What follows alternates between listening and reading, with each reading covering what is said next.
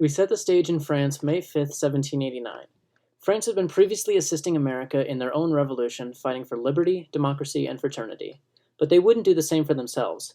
At home, it remained an absolute monarchy, and was virtually bankrupt from all the warring. In 1789, Louis XVI ruled France. He was a quirky fellow who married a woman named Marie Antoinette. She was a big spender who often had trouble relating to the poor of France. As bad harvests plagued France, the prices of bread soared and the poor couldn't eat.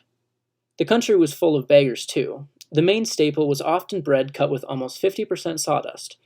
Marie Antoinette reportedly said, "Quils mangent de la brioche," which translates to, "let them eat cake."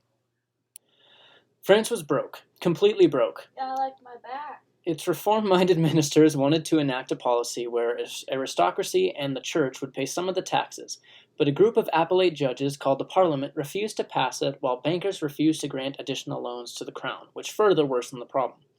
In response to this crisis, Louis XVI summoned the Estates General, a group of people from all three estates. Members of the Third Estate, meanwhile, immediately protested that their one vote as a group would always be beaten by the two votes of the first two estates. So members of the Third Estate retreated to a nearby tennis court, declaring themselves the National Assembly. These representatives swore in the so-called tennis court oath that they would not disband until they had constructed a nation of individual citizens instead of a kingdom of servile subjects. You think I could?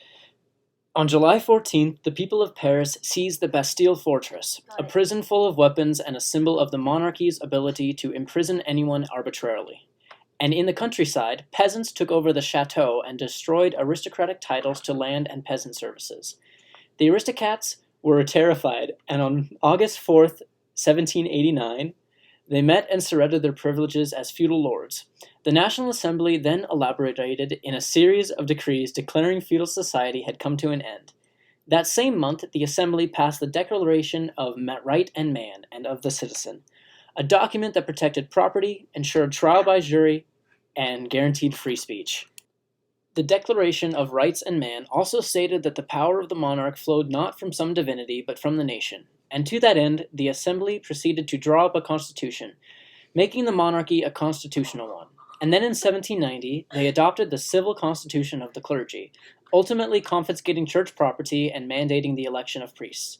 And then in 1791, the royal family was like, "Yo, I am straight up not having a good time." And they tried to flee, but were caught. Sorry. As war broke out in France again, royals regained their power, well, because they had a vested interest.